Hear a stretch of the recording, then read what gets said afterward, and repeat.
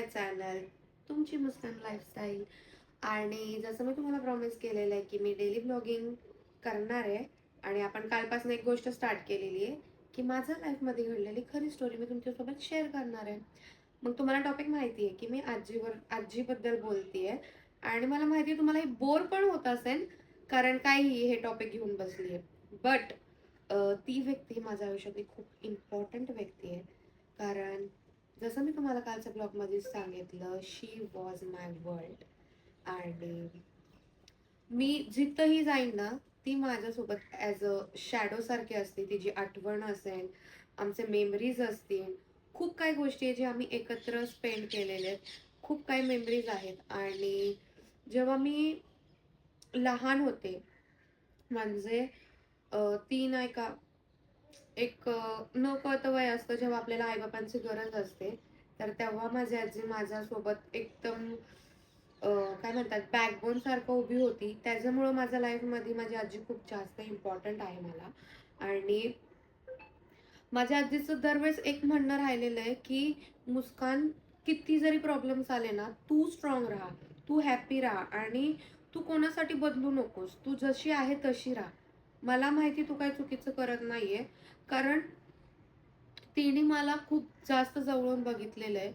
कारण बाहेर जे राहणार आहे ते आपल्याला 1-2 तास किंवा काही मिनिटासाठी, काही वेळेसाठी बघतात. त्याच्यामुळे ते आपल्याला जज करतात. पण जी व्यक्ती आपल्यासोबत 24 तास राहते, ती आपल्याला जज करू शकत नाही. किंवा जज केलं तरी ती आपल्याला सांगू शकते, की तू इथं बरोबर आहे आणि इथं चुकीची आहे.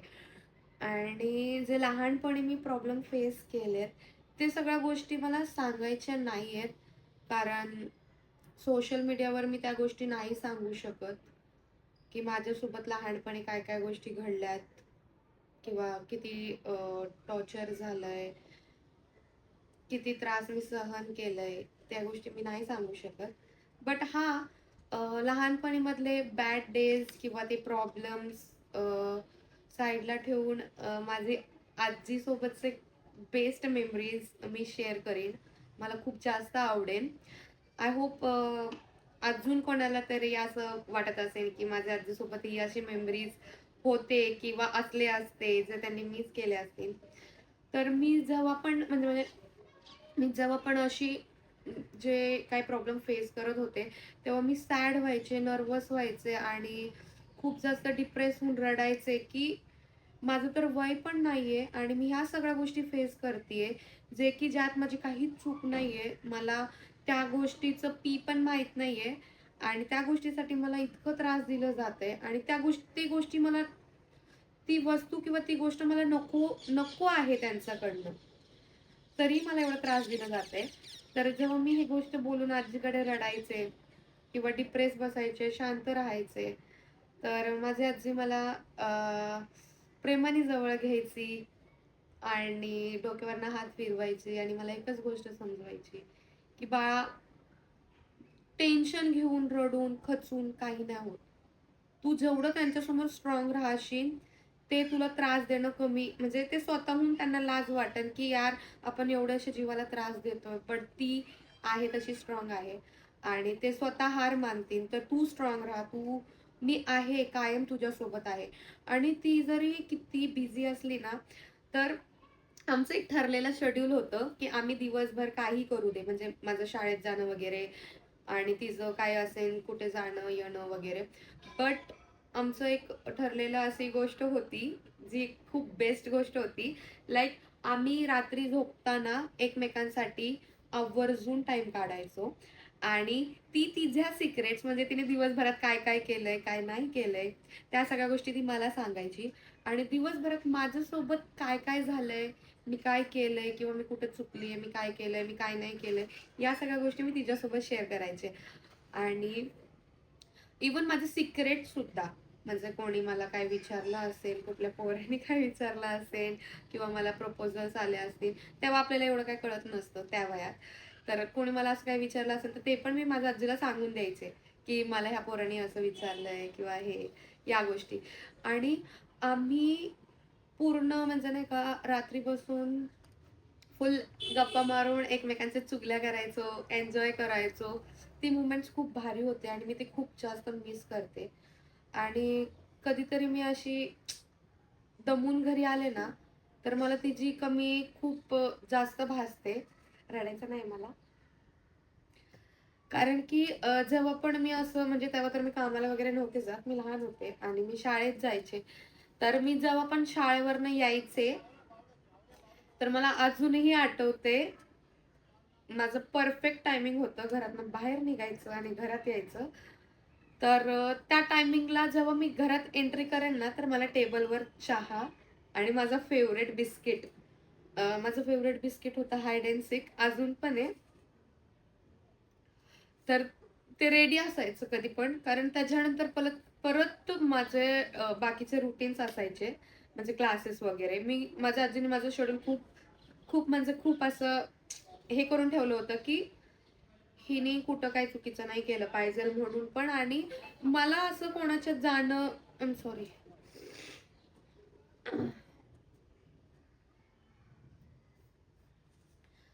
सो माझ्या आजीला मी रडलेलं नाही आवडत, तर मी नाही रडणार. पण ते इमोशन्स कंट्रोल नाही होत मला आजीचा विषय निघाल्यावर. सो मी काहीतरी बोलत होते. तर माझं फेवरेट बिस्किट आणि ती तिच्या हाताची चहा खूप जास्त मिस करते मी. आणि असं असतं ना, आपण दमून आल्यावर कोणीतरी आपल्याला पॅम्पर केलं पाहिजे, विचारलं पाहिजे काय झालंय काय नाही. तर त्या गोष्टी खूप जास्त मिस करते मी. कारण मी आज एवढ्या प्रॉब्लेम मध्ये आहे, पण मी न सांगता समजून घेणारी व्यक्ती नाही माझ्याकडं. आणि माझ्या आयुष्यातली ती एक अशी व्यक्ती होती की ती माझ्या तोंडावरनं समजून जायची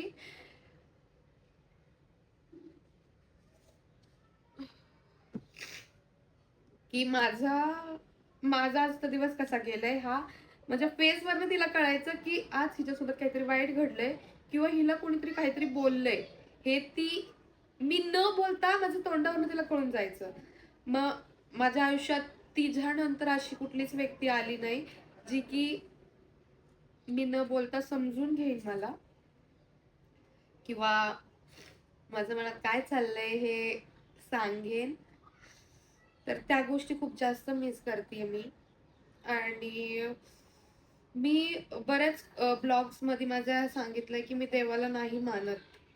तर का नाही मानत, ऍक्च्युअल मी खूप जास्त देवदेव करायचे, म्हणजे नाही का, माझं माझ्या आजीने मला खूप जास्त सवय लावली होती, तर घर शाळा अभ्यास आणि आमचं जे काही असेल देवाचं ते करायची. आणि मी देवाला खूप जास्त मानायचे. बट मी देवाकडे ज्या गोष्टी जास्त मागितल्यात ना, की ही म्हणजे गोष्टी, म्हणजे असं काय प्रॉपर्टी पैसा ह्या गोष्टी नाही मागितल्या मी कधी. कारण ते मी माझ्या हिमतीवर कमवणार आणि ते स्वतःच्या हिमतीवरच करायचं असतं. मी देवाकडे फक्त व्यक्ती मागितले, जे माझ्या जवळचे, ते माझ्यापासून कधीच लांब नाही गेले पाहिजे. तर माझे आजी आजोबा माझ्या लाईफमध्ये खूप इम्पॉर्टन्स होते. आणि खूप कमी वयात माझ्या आजोबा, म्हणजे मी खूप लहान असताना माझे आजोबा गेले. त्याच्यानंतर मी आजीसोबत प्रॉपरली आजीसोबत राहायला लागले. आणि मी देवाकडे आजोबा गेल्यानंतर मी फक्त देवाकडे एकच मागायचे की माझी आजी माझ्यापासून कधीच नाही लांब गेली पाहिजे. बिकॉज आय नो की ती मला कायम बोलायची, "म, मैं हूं तब तक सब म्हणजे नाही का, मैं हूं तब तक सब कुछ तू मुझसे मांग सकती है, या फिर मतलब बिना बोले मैं तेरे को समझ सकती हूँ, अगर मैं नहीं रहूंगी ना तेरे को हर दिन ये बात मतलब." ती असं म्हणायची लाईक की नाही का, मी नसताना तुला ती कमी भासन, किंवा मी नसताना त्या गोष्टी तुला भेटणार नाहीत. जे ती समजून घ्यायची मला, तसं कोण समजून घेऊ शकत नाही. आणि ही खरी गोष्ट आहे. ती ज्या प्रकारे मला समजून घेत होती तसं कोण समजून घेऊ शकत नाही मला. आणि आपल्या लाईफमध्ये एक असं पर्सन असतं किंवा हे असतं, एक सेफ प्लेस असते किंवा एक हे असतं, जे की एकाच व्यक्तीसोबत आपण शेअर करू शकतो, किंवा एकाच व्यक्तीसोबत आपण सेफ फील करू शकतो. ती व्यक्ती तशी होती. त्याच्यासारखी कुठलीच व्यक्ती मला आयुष्यात भेटली नाही आणि कधी भेटू पण शकत नाही. सो सॉरी गाईज, मी खूप जास्त इमोशनल झालते आणि मी आजीबद्दल खूप जास्त इमोशनल आहे. आणि ठीक आहे, आता आपण मूड फ्रेश करू, बिकॉज शी ऑलवेज सेड मी की तू रोते हुए मेरे को बिल्कुल नहीं अच्छी लगती अँड कायम तू हसत राहा. तिची इच्छा आहे की मी कायम हसत राहावं आणि मी स्ट्रॉंग राहावं. तर मी स्ट्रॉंग राहणार आहे आणि हसत राहणार आहे आणि तुमची मुस्कान, तुमच्या चेहऱ्यावर मुस्कान आणत राहणार आहे. मी जरी रडत असले तरी मी तुम्हाला कायम हसवत राहणार आहे, कारण हसणं हा आयुष्यातला खूप महत्वाचा पार्ट आहे. त्याच्यामुळंच आपण स्ट्रॉंग होतो आणि प्रत्येक गोष्टीला फेस करायला रेडी होतो. आणि ते सगळं जाऊ द्या, आता खूप जास्त इमोशनल झालं. हे आपलं चालू राहील, रोज मी थोड्या थोड्या गोष्टी सांगत जाईन. आणि मी एक आमचं नाही का, मला आता रडताना एक गोष्ट आठवली, आमचं एक हॅपी मुमेंट आठवलं. जे कोण पुण्यात राहतं त्यांना संभाजी बाग हे माहिती असेल, आणि त्या संभाजी बागेतलं माझं फेवरेट आहे ते सँडविच. ते अजून सुद्धा भेटतं, ते दादा अजून सुद्धा आहेत. बट आजी वारल्यानंतर मी तिथं कधीच नाही गेले, कारण तीच मला घेऊन जायची. आता ती नाही तर कोण घेऊन जाणार आहे, कोणाच्या लाईफमध्ये मी इम्पॉर्टंट नाहीये. बट आमचं असं ठरलेलं असायचं की काही जरी झालं ना तर महिन्यातनं एकदा किंवा सॅटर्डे किंवा संडेला ती मला घेऊन जायची. तर आम्ही असंच नाही का, हे सगळे प्रॉब्लेम चालू होते आणि मग खूप जास्त हे होतं सगळं. आणि तेव्हा आम्ही मग माझी आजी बोलली की चल थोडंसं आपण नाही का चिल करून येऊ, जाऊ, खाऊ वगैरे. तर मला घेऊन गेली आणि म्हणली चल तुला थोडासा मूड फ्रेश करून आणते. आणि आम्ही गेलो होतो संभाजी बागेत. आणि मी माझं ॲज रेग्युलर मी माझं सँडविच ऑर्डर केलं आणि माझ्या आजीचा फेवरेट आहे रगडा. आणि आम्ही तिकडे बसून खात होतो. रगड्याची ऑर्डर आली, सँडविचची मी घेत होते आणि ती खात होती. तर तिकडे एक इन्सिडेंट्स घडलं. लाईक ती बसून खातीये रगडा आणि ती चेअर नाही का अचानक आता मी कसं सांगू मला कळत नाहीये, पण ती चेअर अचानक तुटली आणि ती पडली खाली. तर पडल्यानंतर मला हसणं कंट्रोल होत नव्हतं आणि मी तिला उठवायला गेले नाही का. तर आता पडली तर पहिले उठावं नाही का, रगड्याची ताट असंच हातामध्ये आहे तिच्या, आणि ती पडली. मी तिला म्हणते नानी उठ उठ जा, नाही का लोक देख रहे उठ जा. तिचा आन्सर काय आला पाहिजे मला, ती मला म्हणते अरे रुक ना पहिले खाने दे मेरे को थंड हो रहा ये, बाद में उठती. मी लिटरली इतकं हसत होते ना ते मुमेंट. लाईक म्हणजे ती प्रत्येक मुमेंट एन्जॉय करायची नाही का. तिला काय फरक, ती म्हणते अरे लोकांचं काय, लोक बोलत राहतात हसत राहतात, हसू दे म्हणती. पण तिने ते रगडा खाल्ला तिथे बसूनच, ते तुटलेली चेअरवर बसून खाल्ला आणि मग नंतर न उठली, मग दुसरी चेअर घेऊन बसली. मग ती मुमेंट मला एक गोष्ट शिकवती. म्हणजे त्या गोष्टीतनं मी एक गोष्ट शिकले की लोकांनी किती जज करू दे आपल्याला, आणि तिचं कायम हे म्हणणं राहिलंय मला, लोक हे जज करायलाच असतात. ते जेव्हा आपल्याला जज करतात त्याच्यातनं आपण काहीतरी शिकतो आणि ते पॉझिटिव्ह वेने घेऊन आपण पुढे जायचं असतं. तर माझ्या लाईफमध्ये इतक्या साऱ्या गोष्टी घडल्यात, लहानपणी असन, इन यंगर एज असन, किंवा आत्ता आता पण मी काही लय म्हातारी नाही झाले, बट आता जे काही माझं third part of my life मी जी जगते त्याच्यामध्ये असेल, तर मी त्याच्यामध्ये पण ज्या काय माझ्या पास्टमध्ये घडलेल्या गोष्टी आहेत ना, त्याला मी कधीच नाही विसरत. बिकॉज ते मला सगळे म्हणतात यार पास्ट आहे ते विसरून जा, बट ते मला स्ट्रॉंग करतात. आणि ते का स्ट्रॉंग करतात, मी ते गोष्ट कायम लक्षात ठेवते की यार आपल्यासोबत असं घडलंय, किंवा ह्या सिच्युएशन मधनं मी गेलीये, तर देवाचं किंवा कर्माचं किंवा ॲटमॉस्फिअरचं हे म्हणणं आहे की तू हे कायम लक्षात ठेव की ह्या गोष्टीतनं हे घडलंय, तर ह्याच्यानंतर तुला काय करायचंय, त्या व्यक्तीवर भरोसा ठेवायचा नाही ठेवायचा. पण मी काय आहे, पण ते माणसांवर ट्रस्ट ठेवणं, ब्लाइंड ट्रस्ट ठेवणं अजूनही माझं कमी झालेलं नाहीये. बट आता मी थोडी सावध झालीये आणि मी लोकांकडे बघताना असं खूप असं ह्या नजरेने बघते की हा माझी घेत तर नसेल ना, म्हणजे आलाय आयुष्यात तर मग टाइमपास करतोय, किंवा ह्याचा काहीतरी फायदा आहे म्हणून हा तर माझ्या जवळ नाही आला ना, असे 100 प्रश्न लगेच माझ्या डोक्यामध्ये कॅल्क्युलेशन स्टार्ट होतो. सो असे काही मुवमेंट्स आहेत, अजून खूप सारे मुवमेंट्स आहेत जे मी हळूहळू तुमच्यासोबत रोज थोडे थोडे शेअर करीन. मग ही हॅपी मुवमेंट होती.